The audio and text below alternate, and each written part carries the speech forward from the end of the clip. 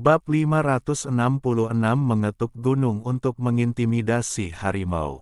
Dengan jentikan pergelangan tangannya, Liao Shan memunculkan dua gada emas raksasa dari udara tipis, yang berputar cepat di tangannya, memancarkan cahaya keemasan yang menyilaukan.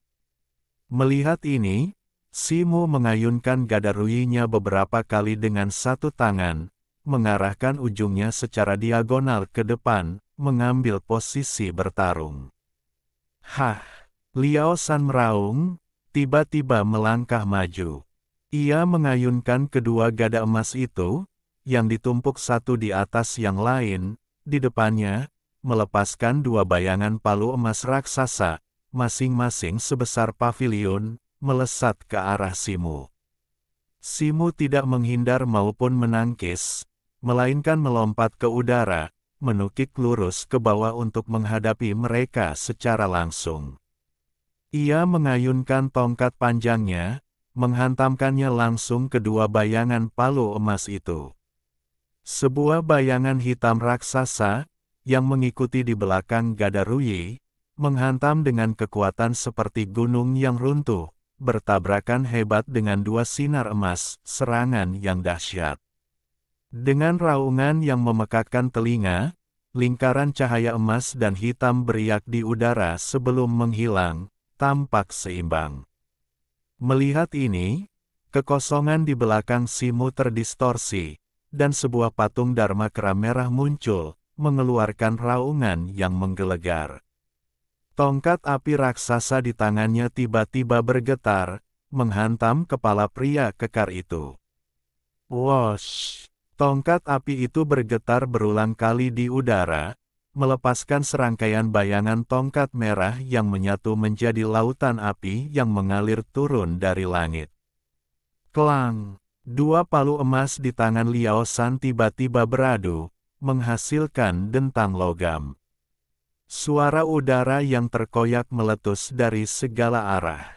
Serpihan batu yang tak terhitung jumlahnya, seolah ditarik oleh suatu kekuatan, tiba-tiba beterbangan dari segala arah, menyatu menjadi batu hitam besar di atas kepala Liao Shan, melayang di udara. Hujan api yang dahsyat di udara terhalang oleh batu besar itu, tetapi tidak setetes pun jatuh menimpanya. Tak lama kemudian, cahaya kuning redup yang memancar dari Liao Shan kembali menguat, dan sesosok bayangan pria kekar yang menjulang tinggi, lebih dari 100 kaki, tiba-tiba muncul. Tubuh bagian atas pria kekar itu telanjang bulat, tubuh bagian bawahnya terbalut baju zirah, dan ia mengenakan helm kuno, menutupi wajahnya kecuali dua taring yang sangat tebal mencuat dari dadanya. Ia juga menghunus dua gada emas raksasa. Dengan jentikan tangannya, kedua gada itu menghantam dengan suara dentuman yang menggelegar. Gada-gada itu menghantam tongkat api di tangan kera merah, dan kekuatan dahsyatnya membuat kera merah dan Simu terpental mundur. Tiba-tiba, Liao Shan mulai melantunkan mantra yang samar, dan batu hitam yang melayang di atas kepalanya langsung berubah menjadi kemasan, tampak seperti bongkahan emas raksasa. Dengan suara mendesing, batu emas itu melesat ke arah bayangan besar Liao Shan. Kemudian, sebuah pemandangan aneh pun terjadi. Dari segala arah, pecahan batu yang tak terhitung jumlahnya beterbangan, semuanya bernuansa keemasan, terbang menuju avatar pria kekar itu dan menumpuk di atasnya, mengubah avatar ilusi itu menjadi wujud nyata. Dalam sekejap, avatar yang sudah sangat besar itu mengembang beberapa kali lipat, menjadi seperti gunung emas yang berdiri megah di antara ngarai dan langit. Liao Shan mengayunkan tongkat emasnya ke depan lagi, dan avatar pria kekar itu, seperti gunung emas, mengikuti gerakannya, mengayunkan palu perunggu besar yang dilapisi batu emas yang tak terhitung jumlahnya, menghantam Simu, yang nyaris tak mampu menyeimbangkan diri di udara. Mata Simu menyipit, dan tongkat hitamnya berputar cepat, melepaskan aliran energi putih yang berubah menjadi tornado raksasa di udara, langsung menghantam palu emas itu. Bang! Bang! Beberapa tap rakan terdengar. Tornado raksasa itu menghantam palu emas, hanya berhasil menahannya sejenak sebelum menghilang.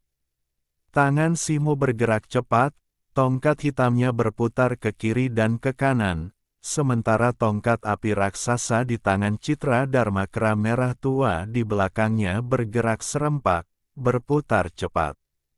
Citra Dharmakara merah tua hampir 10 kali lebih kecil daripada Citra Dharma pria kekar itu, tetapi aura yang terpancar darinya sama sekali tidak lebih lemah.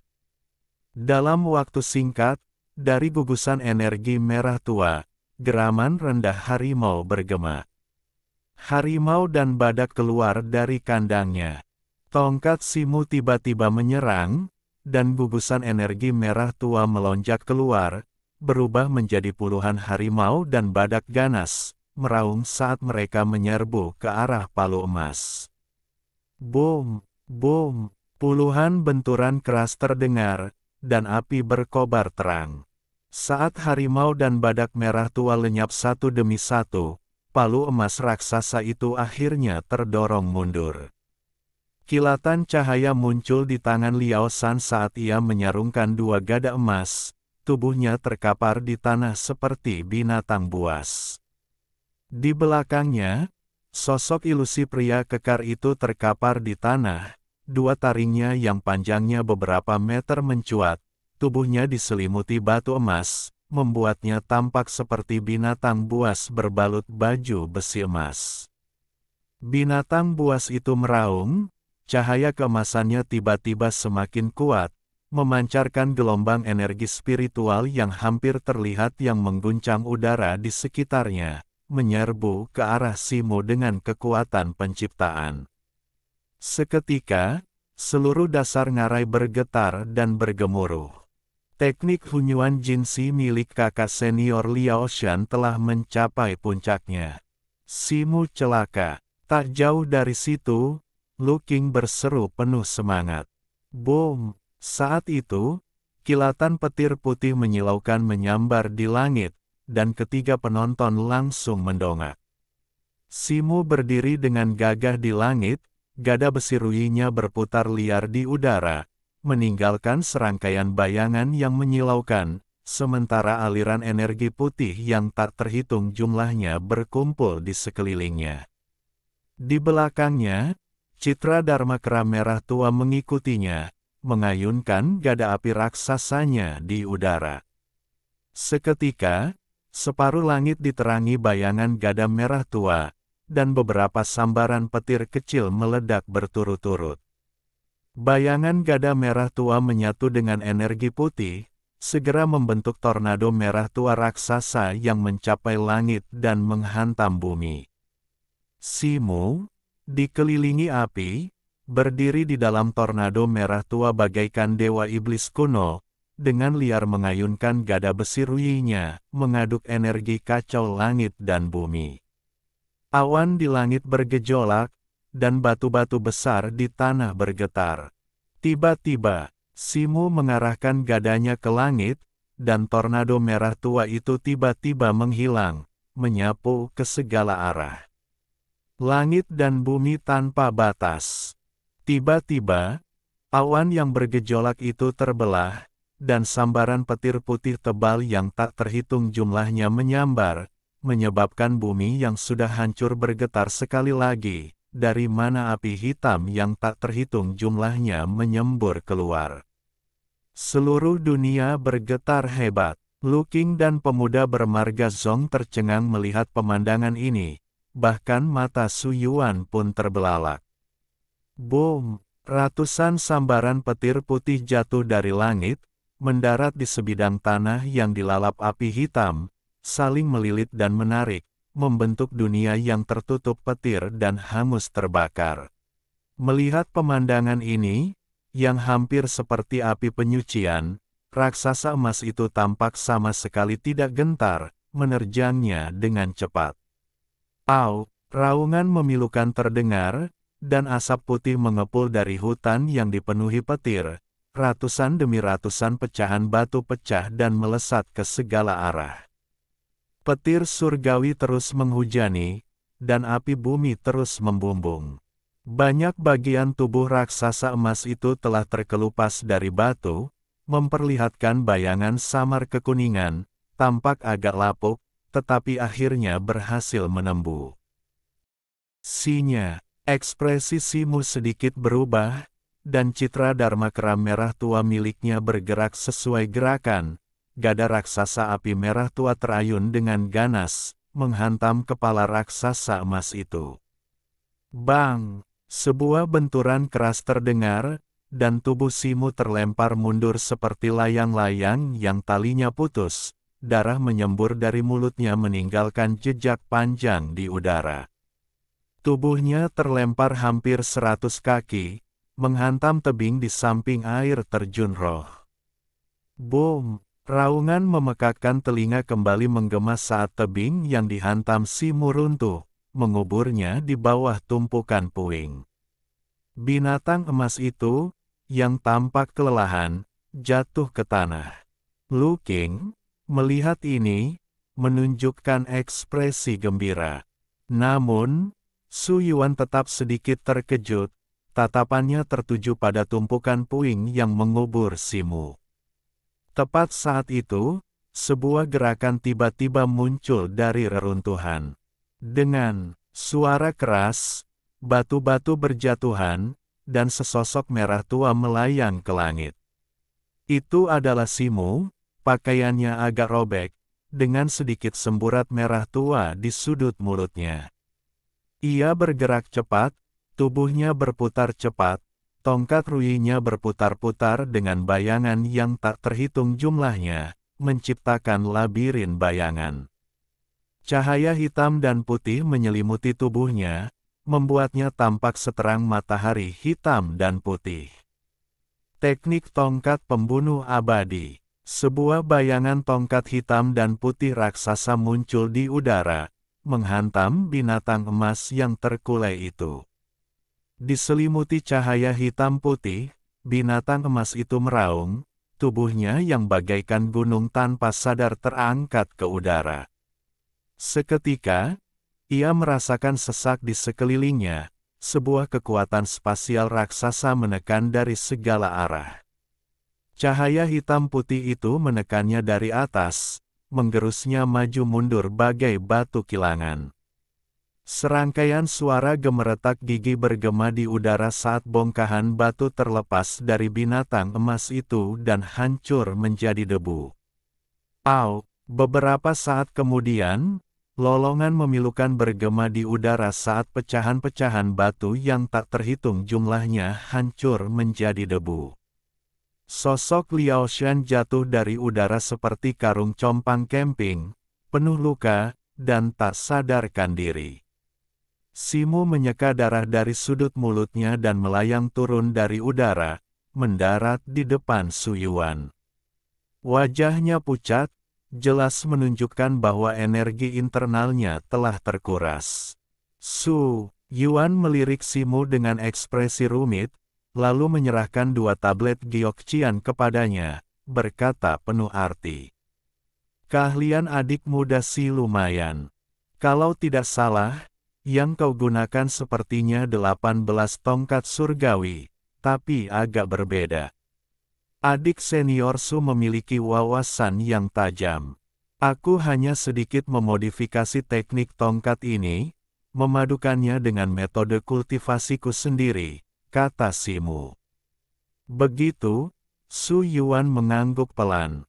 Terima kasih atas bantuanmu hari ini, adik senior Su. Selamat tinggal, kata Simu, lalu, tanpa melihat Lu King dan yang lainnya, menyimpan tablet Gyokcian itu dan berbalik untuk pergi.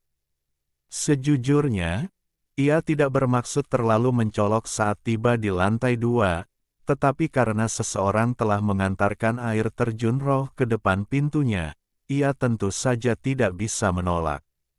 Ini bagus. Ini menjadi peringatan bagi para murid senior yang memiliki motif tersembunyi.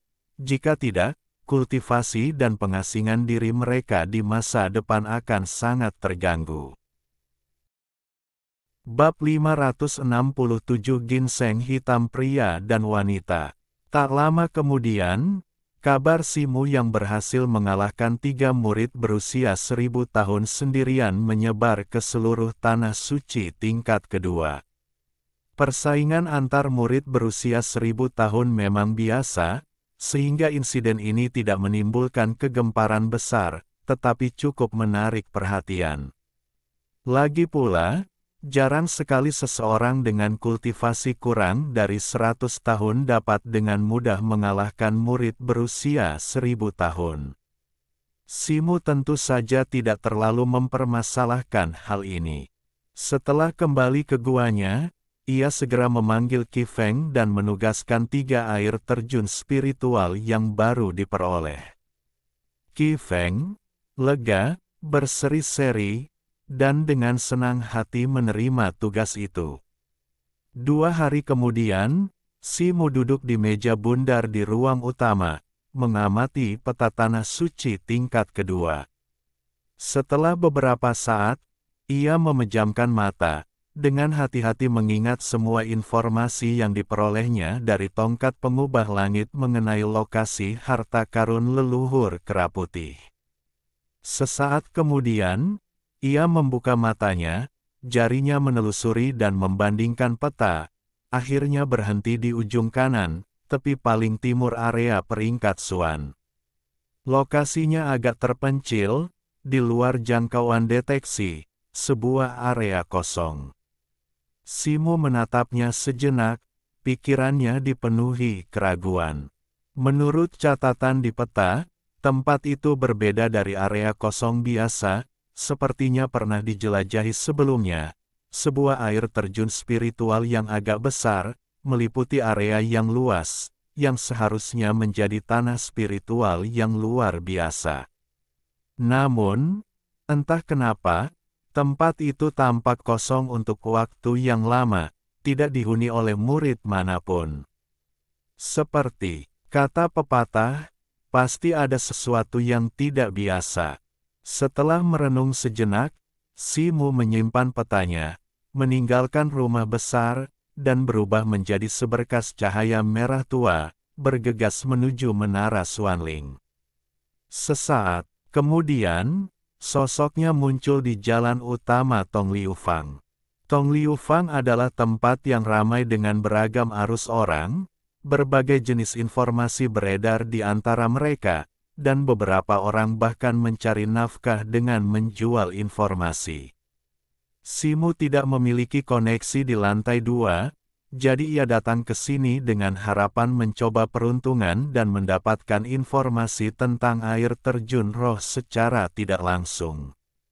Ia juga kebetulan memiliki beberapa ramuan roh yang telah dikumpulkannya, yang rencananya akan ia titipkan kepada manajer gemuk itu untuk dijual. Maka ia berbelok langsung ke jalan samping dan tiba di luar paviliun Tianbao. Bahkan sebelum memasuki paviliun Tianbao, Simu mendengar keributan di dalam. Ia melangkah masuk dan melihat seorang pria kekar berjubah biru berdiri di aula utama, berdebat sengit dengan manajer gemuk itu. Simu melirik pria berbaju biru itu, merasa agak familiar, tetapi tidak dapat mengingatnya. Ia tidak mengganggu mereka, melainkan berdiri di pintu, mendengarkan dengan saksama. Pemilik toko, beraninya kau meminta 120 batu roh kualitas terbaik untuk ginseng hitam yang jenis kelaminnya sulit dibedakan. Bukankah selera makanmu agak berlebihan? Kalau bukan karena Balai Pengobatan Abadi kehabisan stok ginseng hitam, dan tempat kumuhmu kebetulan punya, aku tidak akan ke sini. Apa kau sengaja menaikkan harga karena kau pikir aku benar-benar tertarik? Teriak pria kekar berbaju biru itu. Petik 2. Senior duanmu, jangan salah paham. Satu-satunya cara untuk membedakan jenis kelamin ginseng hitam adalah dengan membelahnya dan mengamati warna intinya. Tidak ada cara lain. Harga yang kusebutkan berdasarkan harga pasar, aku sama sekali tidak berani meminta sepeser pun lebih dari yang kau pinjam, senior, jelas manajer gemuk itu sambil menyeka keringat di dahinya dengan lengan bajunya. Kalau ginseng Wuyuan jantan, khasiatnya murni, dan sangat efektif untuk memurnikan pil Tianyuan. Bahkan 200 batu roh kualitas terbaik pun tidak akan terlalu mahal. Tapi kalau ginseng betina, kandungan racunnya hanya 3/10, dan Anda harus menghabiskan waktu menyiapkan bahan pembantu untuk menetralkan racunnya, sehingga nilainya sangat berkurang.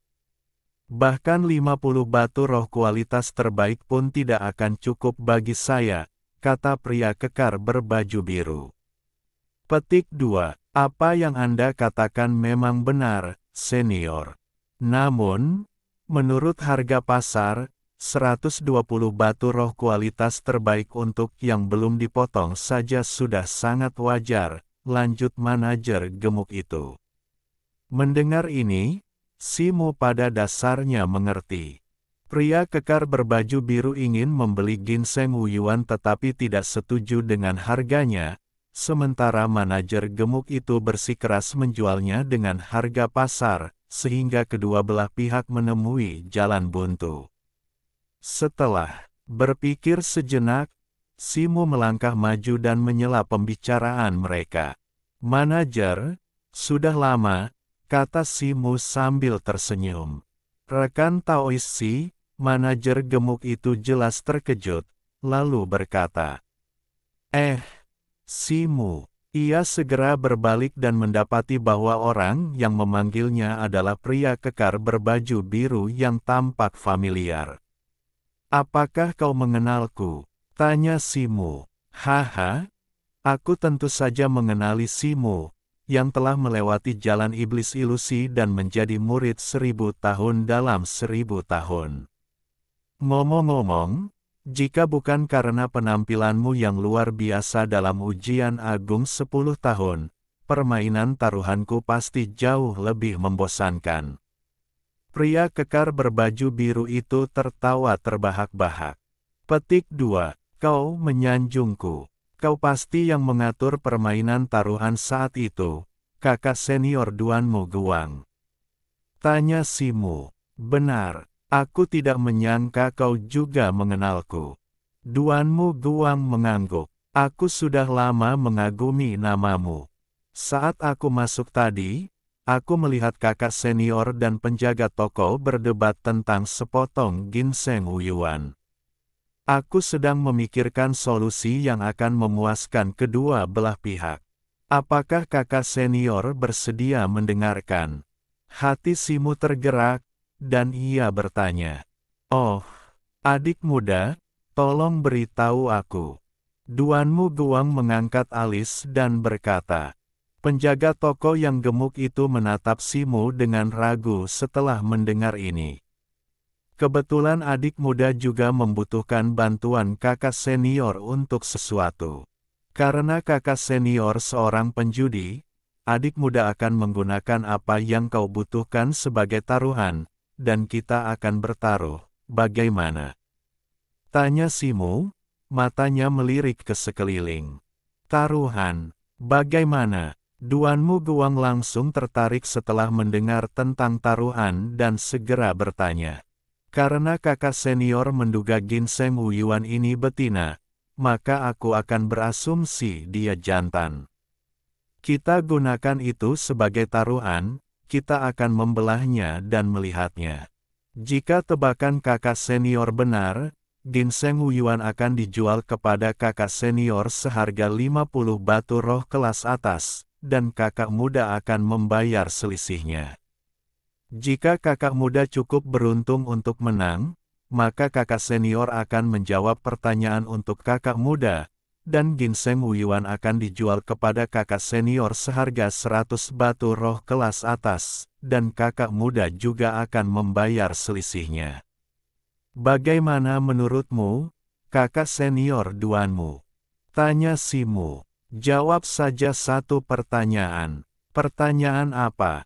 Tanya Duan Muguang, agak tidak percaya.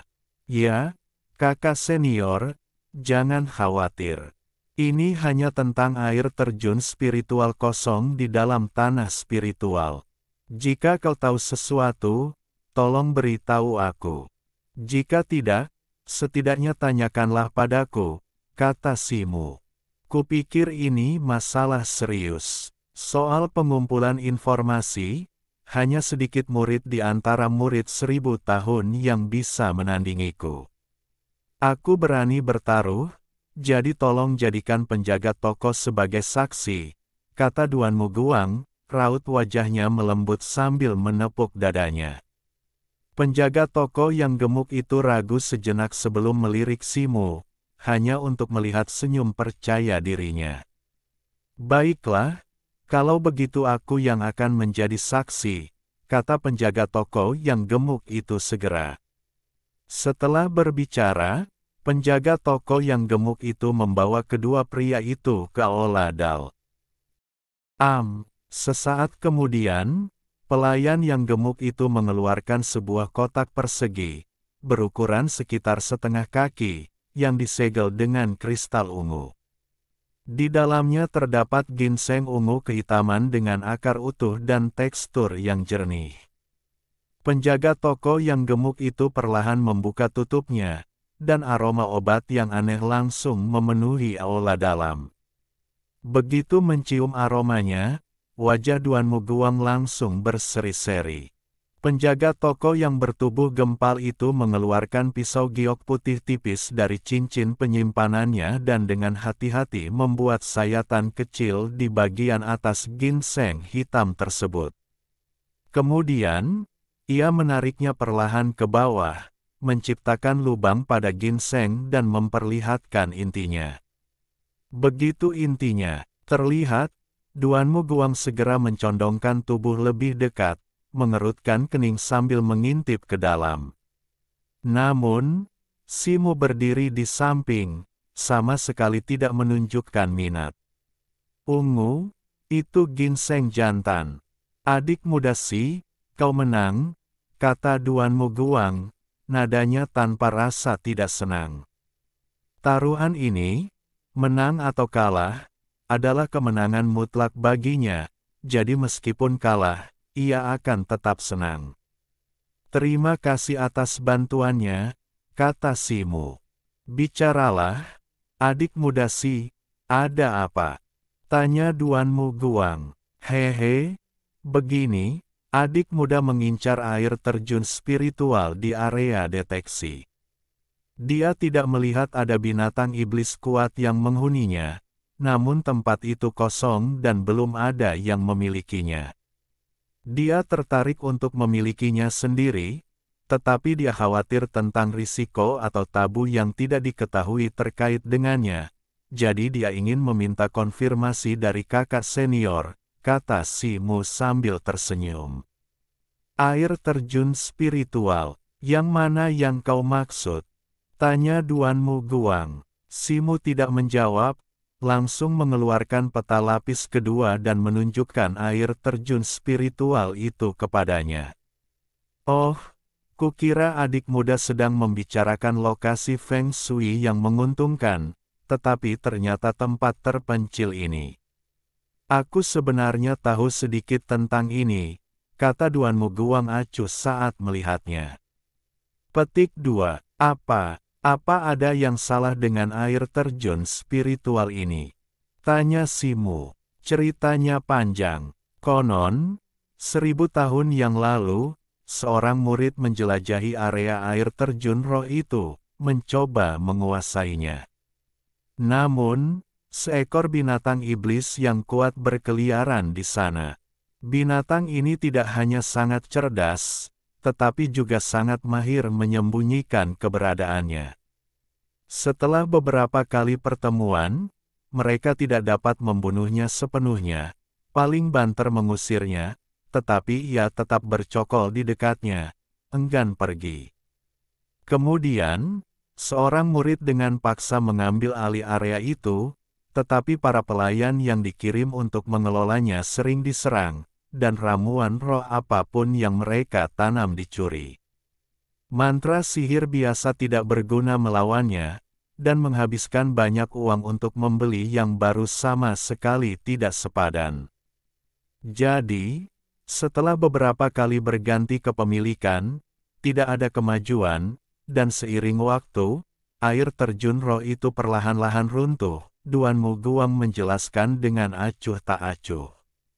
Jadi, potensi risiko air terjun roh itu mengacu pada binatang iblis itu. Apakah kakak senior tahu sesuatu tentangnya? Tanya Simu. Aku tidak sepenuhnya yakin seperti apa rupa binatang iblis ini atau tingkat kultivasinya. Ngomong-ngomong, konon banyak orang percaya binatang itu sengaja menjaga air terjun spiritual itu, mungkin karena ada beberapa harta karun langka dan berharga di sana. Beberapa murid yang kuat bahkan bergabung untuk menjelajahi daerah itu, kata Duan Muguang setelah berpikir sejenak. Mendengar ini, jantung Simu berdebar kencang, tetapi ia berpura-pura tenang dan bertanya. Oh, aku ingin tahu apakah saudara-saudara senior itu menemukan harta karun langka dan berharga. Bab 568 Investigasi Malam Hari Air Terjun Raksasa. Haha, harta karun langka itu memang tak ada.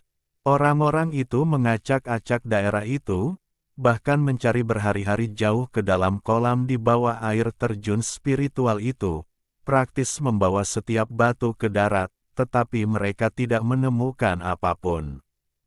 Jadi mereka menyerah begitu saja. Duan Muguang mengangkat bahu dan berkata, begitu. Simu merasa sedikit lega dan berkata demikian. Apa? Adik junior si tertarik dengan air terjun spiritual itu. Kalau kau tanya aku, lokasinya terpencil, dan sumber energi spiritual di sekitarnya biasa saja. Itu bukan tempat yang bagus untuk dikembangkan. Belum lagi, binatang iblis itu saja sudah cukup membuatmu sibuk, tanya Duan Muguang. Adik junior baru di sini dan merasa tidak bisa bersaing dengan kakak senior lainnya, jadi dia harus mencari beberapa air terjun spiritual yang terbengkalai untuk dikembangkan. Simu tersenyum dan menjelaskan. Hehe, itu bukan pilihan yang buruk, kata Duan Muguang. Keduanya mengobrol santai selama beberapa menit lagi. Lalu Duan Muguang membayar 100 batu spiritual kualitas terbaik dan pergi membawa Wu Yuan ginseng. Terima kasih banyak, penjaga toko. Simu melirik sosok Duan Muguang yang pergi dan berkata kepada penjaga toko yang gemuk itu sambil tersenyum. Bukan apa-apa, bukan apa-apa. Ginseng Wu Yuan ini awalnya milik rekan Daois Si. Toko kami hanya menitipkannya. Penjaga toko yang gemuk itu segera melambaikan tangannya dan berkata, saya tidak menyangka ginseng Wu Yuan ini akan dititipkan sampai hari ini sebelum dijual, kata Simu. Hanya saja, menjualnya seharga 100 batu roh kelas atas agak merugi, kata penjaga toko yang gemuk itu. Tidak apa-apa, saya sudah bertaruh kok. Penjaga toko, Anda tidak perlu khawatir. Simu berkata sambil tersenyum. Berbicara tentang hal ini, ia harus berterima kasih kepada Cair.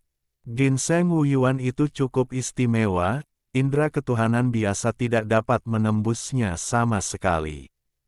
Namun, di bawah kemampuan mata spiritual Cair yang tajam, struktur internalnya terlihat jelas. Dengan kata lain, pertemuan tak sengaja ini mengarah pada pertemuan hari ini. Setelah mendapatkan informasi yang dibutuhkannya, Simu tidak tinggal lebih lama lagi. Ia meninggalkan beberapa herba untuk dititipkan, mengobrol sebentar dengan penjaga toko, lalu berpamitan. Sekembalinya ke kediamannya, Simu tidak langsung menuju air terjun spiritual tempat harta karun leluhur kera putih berada. Sebaliknya, ia langsung menuju ruang rahasia di guanya dan mulai bermeditasi serta mengatur napas. Baru setelah kegelapan benar-benar turun dan bulan purnama menggantung di atas puncak pepohonan, ia membuka mata, melangkah keluar dari kediaman, dan, dengan kilatan api di tubuhnya, berubah menjadi seberkas cahaya merah tua, menuju lokasi terpencil itu. Sekitar setengah jam kemudian, api di tubuh Simu berangsur-angsur mereda, dan ia perlahan turun dari udara, mendarat di hutan purba. Simu menempuh perjalanan puluhan mil menembus hutan ketika tiba-tiba ia merasakan tanah bergetar sedikit, dan mendengar suara gemuruh. Ia berjalan sekitar 10 mil lagi, dan tiba-tiba penglihatannya menjadi cerah. Ia telah meninggalkan hutan dan tiba di tepi tebing. Di hadapannya, terbentang lembah terjal, di dalamnya menggantung air terjun raksasa setinggi lebih dari 30 meter. Air terjun itu mengalir deras menuruni tebing, airnya bergelombang dan deras bagaikan sungai perak dari surga, atau pita air putih sepanjang 30 meter. Air terjun itu memercik ke puluhan batu yang menonjol, menciptakan semburan air di bawah sinar bulan, menyerupai ribuan ikan mas perak yang melompat dan berhamburan, atau 10.000 butir mutiara berkilauan yang jatuh dari langit. Simu menatap pemandangan indah ini dan memujinya dalam hati. Setelah jeda sejenak, ia langkah maju dan terjun bebas ke bawah tebing bagaikan batu yang jatuh. Setelah jatuh kurang dari 3 meter, sosok Simu tiba-tiba berhenti, mendarat dengan mantap di atas sebuah platform batu datar. Platform tempat ia berdiri cukup unik, itu adalah batu yang menonjol di sisi kanan lereng gunung, di lokasi yang sangat istimewa. Karena warnanya menyatu sempurna dengan bebatuan di sekitarnya, baik saat berdiri di bawah air terjun maupun di atas lembah, seseorang hanya dapat melihat dinding gunung yang menyatu ketika melihat ke arah platform ini. Platform itu sendiri sama sekali tak terlihat. Jika Simu tidak menerima petunjuk dari tongkat pengubah langit, ia mungkin juga tidak akan menemukan tempat ini. Menatap ke bawah dari platform batu, ia melihat aliran air terjun yang tak terhitung jumlahnya mengalir deras, menghantam kolam dalam di bawahnya, menciptakan suara seperti guntur, menyatu menjadi kolam hijau tua di dasar lembah. Simu menunduk sejenak, lalu mengangkat kepalanya, menatap langit malam yang pekat. Di atas langit yang gelap, titik-titik cahaya yang tak terhitung jumlahnya bertebaran bagai bintang, dan bulan yang terang, bagai lempengan batu giok, menggantung tinggi di langit, memancarkan cahaya dingin yang cemerlang. Simu diam-diam menghitung sejenak, lalu senyum muncul. Di bibirnya, ia menyatukan jari-jarinya, membentuk segel tangan, dan diam-diam merapal mantra misterius. Saat merapal mantranya dimulai, di dasar kolam hijau tua, sebuah kerikil yang tampak biasa tiba-tiba bersinar dengan cahaya putih cemerlang di bawah sinar bulan. Cahaya itu menembus air, membiaskan diri seperti pilar ke dalam air terjun. Tatapan Simu mengikuti cahaya ke atas, dan ia melihat bahwa di tengah air terjun, tirai air yang mengalir, yang diterangi cahaya putih, secara otomatis terbelah, memperlihatkan sebuah lubang hitam besar setinggi sekitar 3 meter. Di dalam lubang itu, cahaya redup bersinar. Sebuah pikiran terlintas di benak Simu, ia melompat dari platform dan langsung terbang ke dalam lubang hitam itu. Begitu ia melangkah ke pintu masuk, ia mendengar suara gemuruh batu bergesekan di belakangnya. Ia menoleh ke belakang dan melihat sebuah pintu batu hitam perlahan menutup, menyembunyikan kembali pintu masuknya. Simu tak terlalu mempedulikannya, mengamati sekelilingnya, dan menyadari bahwa ia berada di sebuah gua besar di lereng gunung. Di bawah kubah gua terdapat puluhan baskom perunggu biru hijau raksasa. Di dalamnya api putih yang menderu menerangi sebagian besar gua seolah-olah siang hari. Simu melangkah masuk ke dalam gua. Saat itu, telinganya berkedut, ia mendengar suara samar dan aneh di belakangnya. Secara naluriah, ia bergeser ke samping dan berputar. Seekor binatang buas yang menyerupai harimau tiba-tiba melompat keluar dari celah pintu batu yang sedang menutup, menerjang lurus ke arahnya. Simu mengantisipasi hal ini, menghindar, dan binatang buas itu meleset dari sasarannya, nyaris mengenai bahunya. Binatang buas itu berjongkok rendah di tanah, menggeram pelan ke arah Simu. Baru saat itulah Simu melihat wujud aslinya, seekor binatang buas berwarna merah tua dengan kepala naga, tubuh rusa, tungkai harimau, ekor banteng, dan sisik yang diselimuti sisik ikan. Matanya berwarna merah keemasan, berkilauan dengan cahaya ilahi, dan dikelilingi oleh beberapa gumpalan awan, membuatnya tampak sangat luar biasa. Binatang iblis itu meraung sejenak, lalu mendorong dengan kakinya dan menerkam lagi. Mata Simu berkilat dengan cahaya keemasan, dan cahaya keemasan bersinar dari tangannya. Dia mengepalkan tinjunya dan mengayunkannya dengan ganas, mengirimkan bayangan tinju emas besar yang menghantam binatang iblis itu. Melihat ini, binatang iblis berwarna merah tua itu tidak menghindar.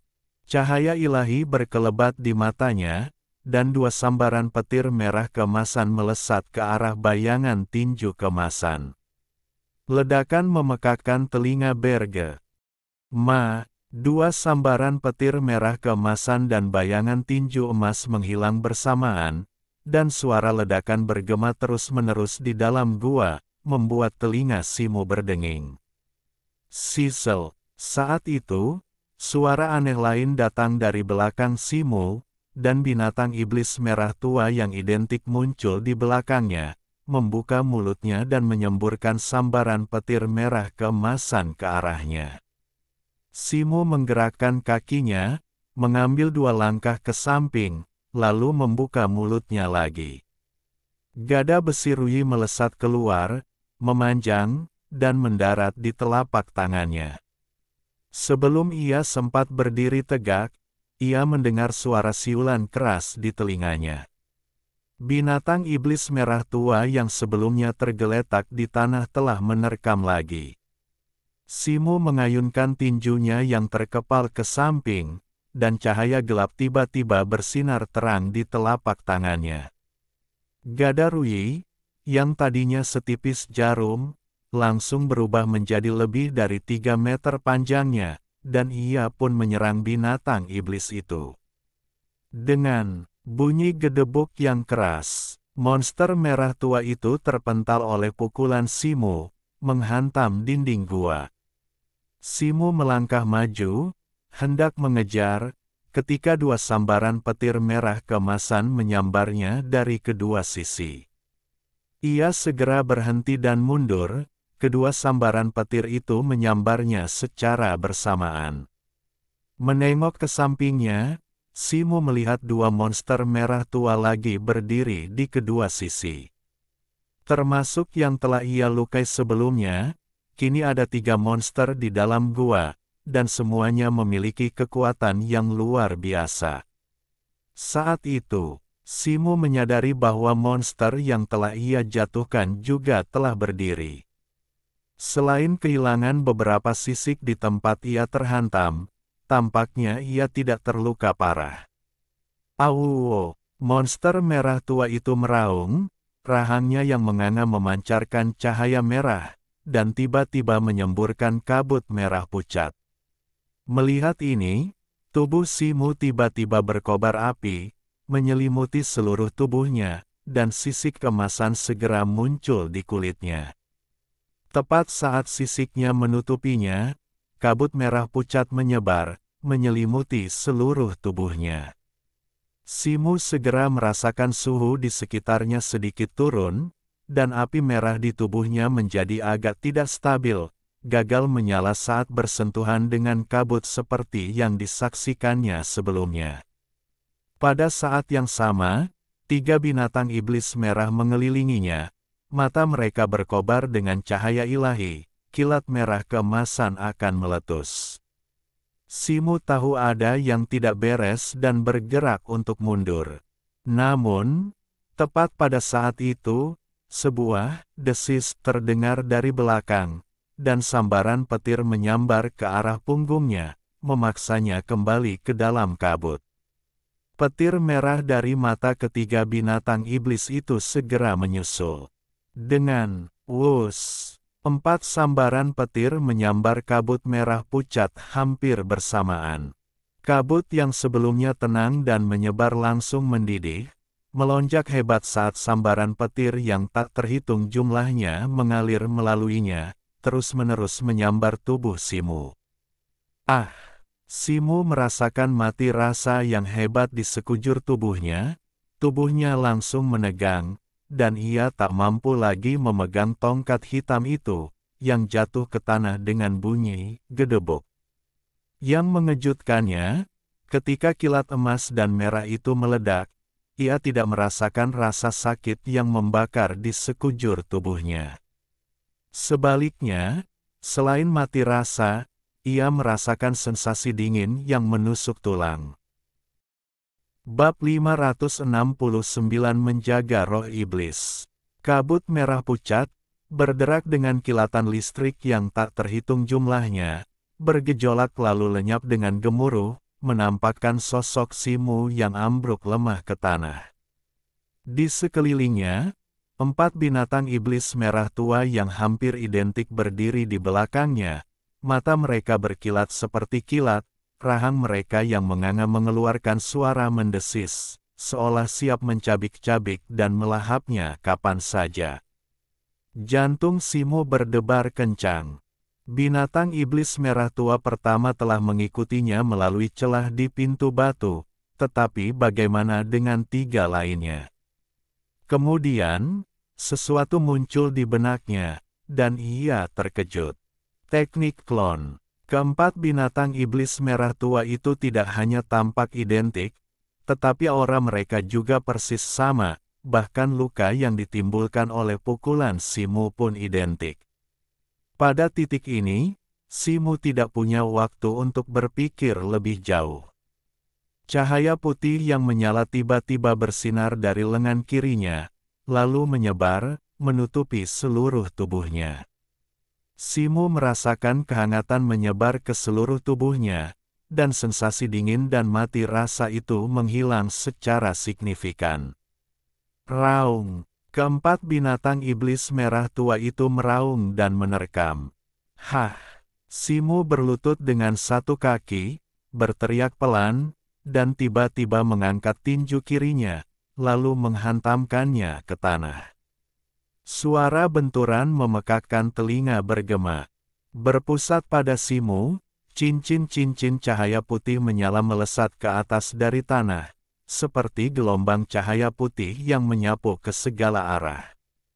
Dalam sekejap, seluruh gua dipenuhi cahaya putih. Keempat binatang iblis merah tua itu, yang disambar energi yang luar biasa ini, terpental mundur. Memanfaatkan kesempatan ini, Simu segera berdiri, dan dengan satu gerakan, menggenggam kembali gada besi Rui ke tangannya. Segera setelah itu, untaian cahaya putih menyala naik dari tangan kirinya, melingkari tongkat panjang itu, berkelap-kelip seperti api dan memancarkan cahaya yang menyilaukan. Keempat binatang iblis merah tua itu langsung berdiri saat mendarat. Mata mereka dipenuhi rasa takut dan cemas saat menatap cahaya putih yang menyala-nyala itu. Mata Simu berkilat keemasan saat ia dengan cepat mengamati keempat binatang iblis itu, mencoba mengenali wujud asli mereka. Namun, Ia mendapati bahwa penampilan mereka tak hanya identik, bahkan fluktuasi energi spiritual yang mereka pancarkan pun sama persis, sehingga mustahil untuk membedakan mereka sedikit pun. Saat itu juga, keempat binatang iblis yang mengelilinginya meraung lagi, menerjang ke depan dengan kecepatan luar biasa secara bersamaan. Sapu pasukan, Simu memutar lengannya, menjentikkan tongkat panjangnya, dan mengayunkannya membentuk busur lebar, menyapu di sekelilingnya, menciptakan pusaran hitam putih yang menyebar, memaksa keempat binatang iblis merah tua itu mundur. Saat ia hendak mengejar binatang iblis yang ada di depannya, ia tiba-tiba menyadari bayangannya berkedip, dan suara aneh datang dari kubah di atas kepalanya. Seekor binatang iblis merah tua melompat turun dari tungku perunggu yang tergantung di langit-langit gua, kaki depannya bersiul di udara, langsung menjatuhkan Simu ke tanah. Bunyi, desis seperti gesekan logam, terdengar dari sisik emas di tubuh Simu. Simu mengandalkan sisik emasnya untuk bertahan melawan serangan itu, tetapi tubuh bagian atasnya terjepit erat oleh kedua cakar binatang itu. Bahkan dengan kekuatan ilahinya, ia tak mampu melepaskan diri untuk sementara waktu. Binatang iblis merah tua itu membuka rahangnya yang besar, meraung ke arah Simu, dan seolah-olah hendak menggigit kepalanya. Simu terkejut, dan teknik mendalam 9 revolusi mulai beredar. Tangan kirinya berubah menjadi putih bercahaya, sementara tangan kanannya sehitam tinta, dan aura mengerikan yin dan yang ekstrim tiba-tiba meletus. Merasakan aura ini, binatang iblis merah tua itu menghentikan gerakan menggigitnya, dan secercah keraguan muncul di mata merah kemasannya. Memanfaatkan kesempatan itu, Simu tiba-tiba menyentakkan lengannya, lalu menebas tubuhnya, lolos dari cakar binatang itu. Ia kemudian berbalik dan bangkit berdiri. Segera setelah itu, ia beraksi, tongkatnya yang panjang, diselimuti semburan cahaya putih dan hitam yang berselang-seling, mengayun ke bawah dengan kekuatan yang luar biasa. Suara, bang, yang memekakkan telinga terdengar. Binatang merah tua itu, yang kepalanya terhantam tongkat Simu, meletus dengan bola cahaya hitam putih sebelum tengkoraknya hancur, tubuhnya terbenam di tanah. Anggota tubuhnya berkedut beberapa kali sebelum akhirnya terdiam. 4 binatang merah tua lainnya yang telah menyerangnya roboh, berubah menjadi gumpalan kabut merah tua yang menghilang satu demi satu. Simu menghela napas lega, melangkah maju, dan memainkan kepala binatang itu dengan tongkatnya, mengeluarkan inti iblis yang sedikit rusak. Melihat cahaya suci berkilauan di atasnya, ia sangat gembira. Saat itu, cahaya putih menyilaukan tiba-tiba bersinar dari kepala binatang merah tua itu. Melihat ini, sosok Simu kabur, langsung mundur lebih dari 3 meter, gada ruyinya tergenggam horizontal di depannya. Segera setelah itu, cahaya putih itu memudar dan berubah menjadi bayangan harimau putih raksasa setinggi lebih dari 6 meter, mendarat dengan anggun di depan Simu dan melayang di udara. Harimau putih itu tingginya 1 meter, tubuhnya ditutupi garis-garis hitam putih, matanya bagaikan kilat, ekornya bergoyang-goyang di belakangnya, tampak sangat hidup. Namun, cahaya spiritual di permukaannya agak redup dan sedikit bergetar, menunjukkan tanda-tanda ketidakstabilan. Roh iblis. Simu mengerutkan kening, secara naluriah menggenggam dadanya dan tiba-tiba mengayunkannya, langsung menghantamkannya ke arah roh iblis harimau putih itu. Jangan panik, bocah. Jangan menyerang. Melihat ini, roh iblis harimau putih itu benar-benar berbicara dalam bahasa manusia, mengatakan hal ini kepada Simu. Monster macam apa kau, yang mampu mengambil wujud manusia dengan kekuatan jiwamu? Mendengar ini, Simu memperlambat gerakannya dan bertanya dengan suara berat. Aku Bai Kui. Melihatmu baru saja menggunakan teknik mendalam 9 revolusi dan membawa aura kera putih, kau pasti penerus kera itu, kan? Aku sudah lama menunggumu di sini. Roh iblis harimau putih itu menunjukkan senyum getir dan kegembiraan di matanya saat berbicara. Menungguku. Simu tidak mengerutkan kening, tetapi ekspresinya langsung berubah. Harimau putih di depannya tampak agak familiar, seolah-olah ia pernah melihatnya di suatu tempat sebelumnya. Sebuah kilasan inspirasi muncul di benaknya, dan ia teringat kembali. Dahulu kala, ketika ia masih di bintang Samudra Biru, ia sepertinya pernah melihat iblis harimau putih ini dalam mimpi tentang seekor kera putih, dan itu tampak seperti roh iblis di depannya. Aku adalah iblis harimau, salah satu dari 4 jenderal iblis di bawah kera putih. Aku diperintahkan olehnya untuk menjaga harta karun di sini dan menunggu penerusnya datang. Aku telah menunggu selama ribuan tahun, dan akhirnya, aku telah menunggu. Senyum lega muncul di mata harimau putih itu. Setelah mendengar ini, Simu semakin yakin dengan tebakannya. Kau bilang kau diperintahkan oleh leluhur kera putih untuk menungguku di sini. Kalau begitu, kenapa kau menyerangku barusan? Apa kau mungkin sedang menguji kekuatanku? Tanyanya. Selama percakapan mereka, makhluk bermata emas dan berambut merah itu begitu ganas dan brutal. Setiap gerakannya mematikan, rasanya seperti bukan ujian. Tunggu sebentar, ekspresi Simu berubah. Roh iblis ini jelas merupakan binatang iblis harimau putih, binatang yang baru saja ia lawan bukanlah iblis harimau. Serangan binatang bermata emas kepadamu tadi bukanlah niatku. Aku diperintahkan oleh kera putih untuk menjaga tempat ini, dan setelah ribuan tahun, umurku telah lama berlalu. Aku tak punya pilihan selain melarikan diri dan merasuki binatang bermata emas, tetapi proses merasukinya berjalan salah, dan aku melewatkan kesempatan terbaik, yang mengakibatkan kerusakan pada jiwa iblisku.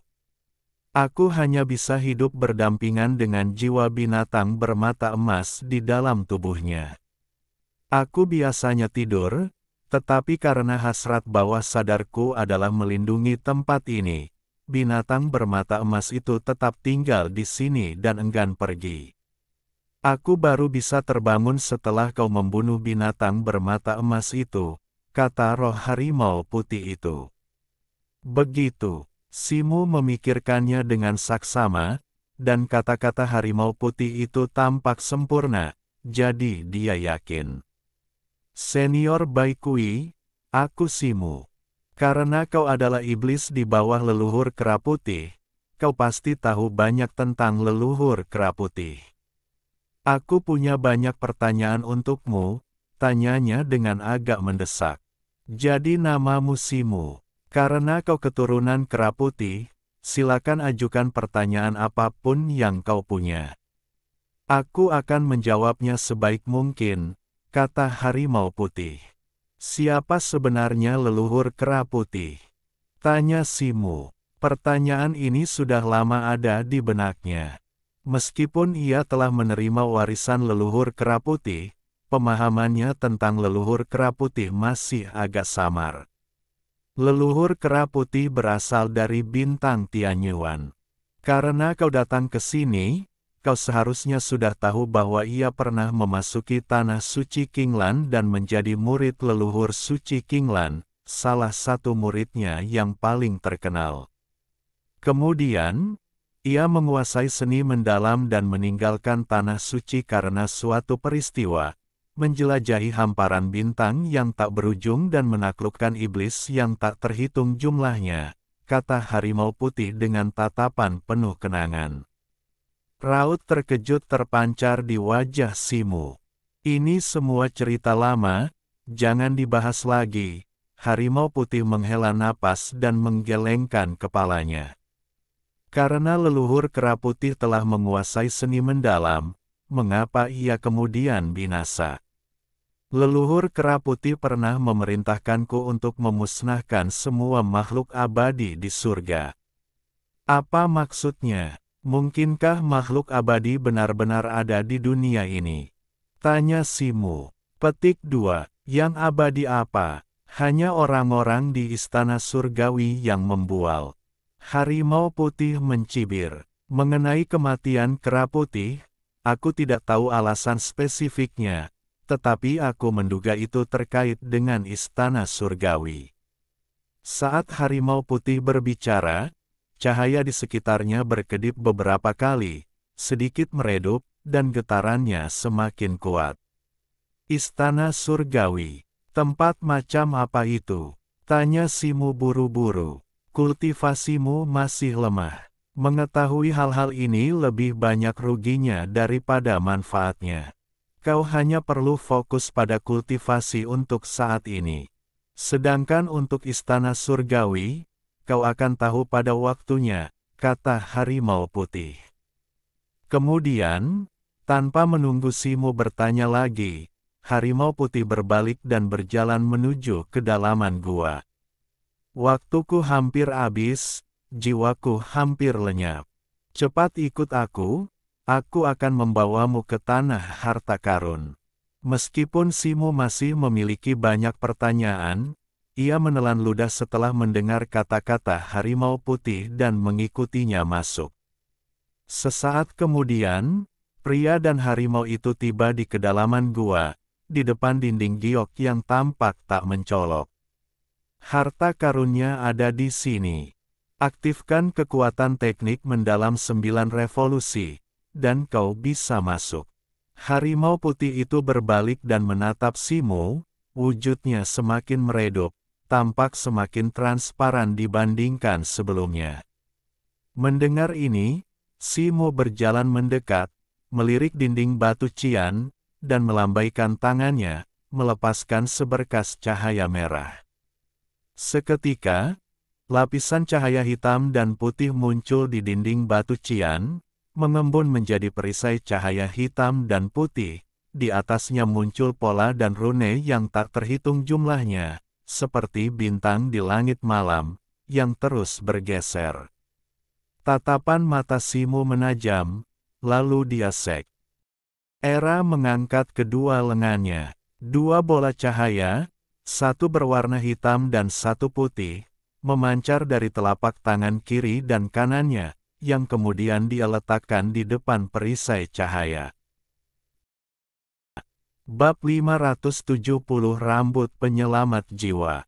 Rune yang tak terhitung jumlahnya pada perisai cahaya hitam putih tiba-tiba mempercepat alirannya.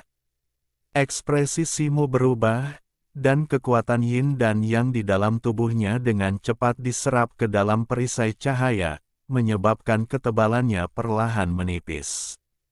Melihat ini, Simu sangat gembira dan menahan napas, berjuang untuk mempertahankan kekuatannya. Roh iblis macan putih melayang di samping, diam-diam memperhatikan segalanya tanpa bersuara atau menawarkan bantuan apapun. Waktu berlalu perlahan, setengah jam kemudian, dan hanya lapisan tipis perisai cahaya hitam putih yang tersisa. Namun, sebaliknya, wajah Simu pucat pasi, energi internalnya hampir sepenuhnya terkuras, dan cahaya hitam putih yang terpancar dari tangannya telah meredup jauh. Sepertinya perisai cahaya ini dipasang oleh leluhur kera putih untuk menguji kekuatanku.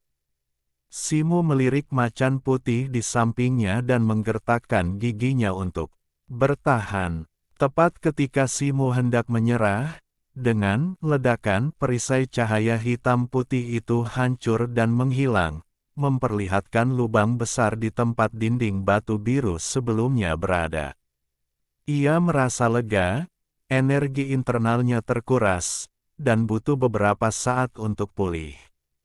Sepertinya kultivasi tahap pertama dan kedua teknik mendalammu telah mencapai tingkat yang cukup tinggi. Waktu hampir habis, ikutlah denganku. Roh iblis harimau putih itu berkata, sosoknya berkedip saat melayang ke dalam gua batu. Simo menarik napas dalam-dalam dan mengikutinya. Gua batu itu adalah sebuah ruangan batu kecil, berdiameter beberapa kaki. Di tengahnya terdapat meja altar persegi, dan tidak ada apapun selain itu, meskipun meja altar itu penuh dengan tumpukan barang. Simo masuk dan tercengang dengan apa yang dilihatnya di atas meja. Ada 7 atau 8 botol giok, 2 kotak giok, setumpuk kecil batu roh, dan beberapa herba serta material roh di atas meja. Mengesampingkan botol dan kotak giok, batu-batu roh itu sendiri jauh lebih besar daripada batu roh kelas atas, memancarkan fluktuasi energi spiritual yang mencengangkan. Ini, Simo mengambil sebuah batu roh, agak terkejut. Ia pernah membaca di sebuah buku kuno bahwa di zaman dahulu, terdapat batu roh dengan kualitas yang lebih tinggi daripada batu roh kelas atas, batu roh kelas abadi. Batu-batu roh ini adalah harta surgawi sejati. Batu roh kelas surgawi, jauh lebih unggul daripada batu-batu roh kelas tertinggi sekalipun. Batu-batu ini dikumpulkan oleh leluhur kera putih selama 100 tahun menjelajahi dunia bintang. Aku menyarankanmu untuk tidak memperdagangkannya. Energi spiritual di dalam batu roh kelas surgawi sangat melimpah. Menggunakannya saat terobosan dapat meningkatkan tingkat keberhasilan secara signifikan, kata roh iblis macan putih. Simo bersemangat dan mengangguk berulang kali. Tumpukan kecil batu roh kelas surgawi ini berisi lebih dari selusin keping, setengahnya kebetulan berelemen api. Ia memang membutuhkannya untuk terobosannya ke alam surgawi. Tatapannya tertuju pada material dan herba spiritual di sampingnya. Benda-benda ini diselimuti oleh susunan sihir kecil, dan meskipun telah berada di sana selama ribuan tahun, tampaknya tidak ada energi spiritual yang hilang. Buah asal bumi, jamur bercahaya malam 9 daun, kayu ilahi sayap bangau terbang, Simo mengenali mereka sekilas, lalu bergumam tak jelas pada dirinya sendiri. Semua bahan dan herba spiritual ini adalah harta karun langka yang jarang terlihat di dunia luar. Buah asal bumi adalah buah umur panjang yang langka, memakannya dapat memperpanjang umur seseorang lebih dari 100 tahun. Jamur bercahaya malam 9 daun adalah tonik yang ampuh, sangat memulihkan energi vital dan menghemat 10 tahun kultivasi yang melelahkan. Kayu ilahi sayap bangau terbang seringan bulu namun sangat keras, bahan ilahi untuk membuat artefak terbang. Yang lainnya juga merupakan benda spiritual yang sangat berharga. Ia menarik napas dalam-dalam, nyaris tak menenangkan emosinya, mengambil botol-botol giok, dan membukanya, wajahnya berseri-seri gembira. Pil-pil di dalam botol-botol giok ini semuanya bermutu tinggi. 2 botol berisi pil untuk memulihkan energi sejati dengan cepat, 1 untuk menyembuhkan luka, dan yang lainnya berisi pil pengembali jiwa yang legendaris, yang hanya pernah dilihat Simo dalam teks-teks kuno. Konon pil itu adalah ramuan yang mampu memperbaiki jiwa yang rusak. Simo meletakkan botol-botol giok, mengambil 2 kotak giok terakhir, dan membukanya perlahan, langsung terkejut. Salah satu kotak giok berisi manik hitam putih, hanya setengah ukuran kepalan tangan. Meskipun memancarkan cahaya hitam putih samar, manik itu tidak terlihat terlalu istimewa. Di kotak giok lain terdapat sehelai rambut putih seukuran jari, memancarkan semburan cahaya putih. Benang-benang emas halus dan padat samar-samar terlihat berputar-putar di sekitarnya, membuatnya menyerupai artefak magis. Mata Simu berkilat. Ia mengambil manik hitam putih itu, dan energi spiritual yang unik melonjak darinya, memasuki tubuhnya. Perasaan menakjubkan muncul dalam dirinya. Lengannya seperti dipicu oleh suatu kekuatan, tiba-tiba bersinar dengan cahaya hitam putih.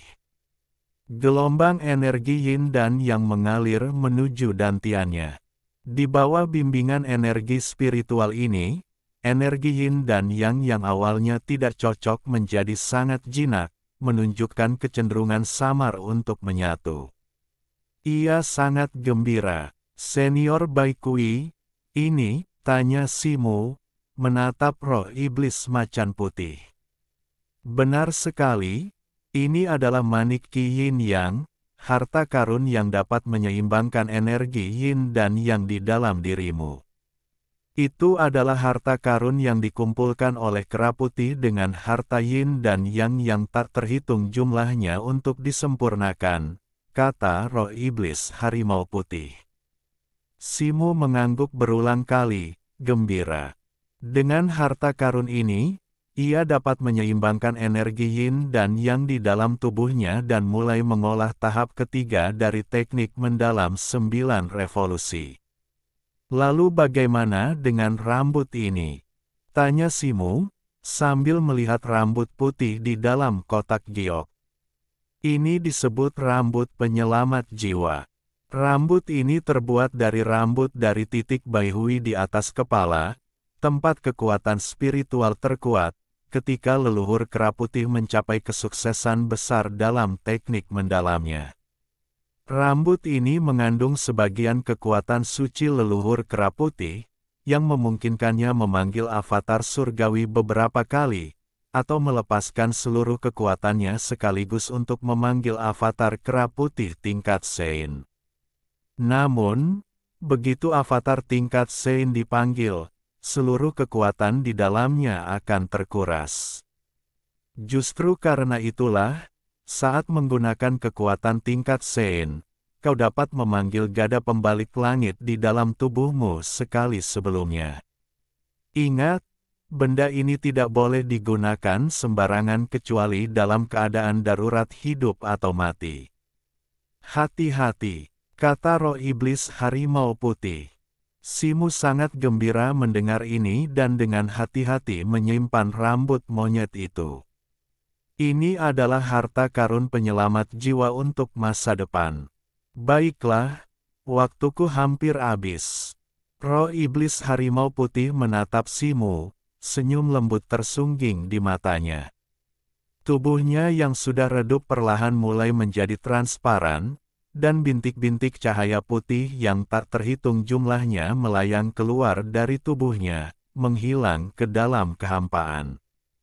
Senior Baikui, Simu terkejut melihat ini. Kekuatan jiwaku tak lagi mampu menopangku. Kau tak perlu bersedih untukku. Setelah memenuhi permintaan kera putih, aku bisa pergi dengan tenang. Suara roh iblis harimau putih terdengar samar, dan tubuhnya dengan cepat dan sepenuhnya menghilang. Simu diam-diam menyaksikan pemandangan di hadapannya, dengan ekspresi rumit di wajahnya. Ia dengan hikmat membungkuk ke arah tempat roh iblis harimau putih menghilang. Meskipun ia baru bertemu harimau putih ini sekali, demi sebuah permintaan, ia tak ragu untuk memiliki tubuh lain ketika masa hidupnya hampir berakhir, dan telah menjaga tempat ini selama ribuan tahun. Sentimen seperti itu langka dan berharga, dan itu menyentuhnya. Ras iblis, gumam Simu dalam hati. Sejak pertemuannya dengan bintang samudra biru, ia tak pernah memiliki kesan yang baik tentang ras iblis. Namun, harimau putih yang ia temui ini sangat mengubah pandangannya tentang mereka. Simu menggelengkan kepala, bangkit, dan menyapu semua barang dari meja batu. Sambil mengumpulkan berbagai ramuan dan pil spiritual di atas meja, Simu merasakan sedikit kesedihan. Ia tak kuasa menahan rasa rindu dan penasaran tentang apa yang akhirnya terjadi antara leluhur kera putih dan istana surgawi saat ia menjelajahi ladang bintang.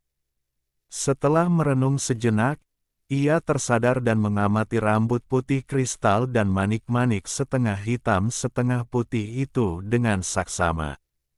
Jari-jari Simu dengan lembut mengusap rambut itu, dan perasaan aneh langsung membuncah di hatinya. Ini, koneksi garis keturunan. Simu sangat gembira. Di akar rambut halus ini, sebenarnya ada setetes darah esensi leluhur kera putih yang tersegel di dalamnya.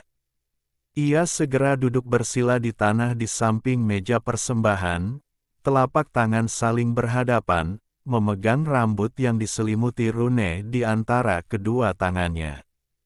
Cahaya keemasan bersinar di telapak tangannya, lalu setetes darah merah tua sebening kristal, diselimuti cahaya keemasan, terlepas dari rambut tersebut. Setetes darah esensi kera putih melayang perlahan ke dahi Simu, berkelebat, dan menghilang ke dalamnya. Saat darah esensi memasuki tubuhnya, tubuh Simu bergetar hebat. Matanya langsung memerah, urat-urat di dahinya menonjol, dan ia meraung pelan, jelas-jelas kesakitan. Meskipun pembuluh darahnya terasa seperti magma yang melonjak, sangat panas dan menyakitkan, Simu merasakan gelombang kenikmatan. Telapak tangan kirinya terangkat ke atas, menunjuk ke langit, sementara telapak tangan kanannya menunjuk ke bawah. Kedua telapak tangannya bersentuhan, membentuk segel tangan yang menghubungkan langit dan bumi. Tangan kiri dan lengan bawahnya memancarkan cahaya putih yang menyala-nyala, sementara tangan kanan dan lengan bawahnya memancarkan cahaya hitam legam, dan seluruh energi yin dan yang di sekujur tubuhnya mulai bersirkulasi. Ekspresi Simu serius, tubuhnya sedikit gemetar, saat ia diam-diam melafalkan mantra untuk tahap ketiga teknik kultivasinya, membimbing kedua energi ini untuk bertemu di dalam dantiannya. Di dalam dantiannya, kedua energi, satu hitam dan satu putih, langsung berbenturan hebat, seperti air dan api yang bertabrakan. Simu merasakan sakit yang tajam di dalam dantiannya, dan ia hampir tidak bisa mempertahankan segel tangannya. Ia segera menenangkan pikirannya dan melepaskan aliran energi spiritual, menyelidiki manik-manik hitam putih di dalam kotak giok. Begitu energi spiritual menyentuh manik-manik hitam putih itu, mereka seolah dipanggil, otomatis melayang dan berputar perlahan di atas kepala Simu. Simu langsung merasakan kelegaan di sekujur tubuhnya, dan rasa sakit yang menyengat di dantiannya sedikit berkurang. Segel tangannya tetap tidak berubah saat ia menatap manik hitam putih yang berputar cepat di kepalanya. 1 lingkaran, 2 lingkaran, 3 lingkaran. Manik itu berputar semakin cepat, menghasilkan bayangan hitam putih yang panjang di udara. Simu melihat kedua bayangan itu terkadang berdampingan, terkadang berpotongan, terkadang terpisah, terkadang terjalin, batas di antara keduanya semakin kabur. Tak lama kemudian, kedua bayangan itu menyatu sepenuhnya, kehilangan semua perbedaan antara hitam dan putih, berubah menjadi pusaran hitam putih yang berputar-putar dan kacau. Simu menatap pusaran yang kacau itu dengan saksama, seolah-olah ia sedang menyaksikan batu Yan Ge dilemparkan ke danau yang tenang, menciptakan riak-riak. Di tengah riak-riak itu, seekor ikan mas hitam dan seekor ikan mas putih, dari ujung kepala hingga ujung ekor, berputar-putar dan saling mengejar. Ikan hitam memiliki pupil putih bersih, sementara ikan putih memiliki pupil hitam bersih.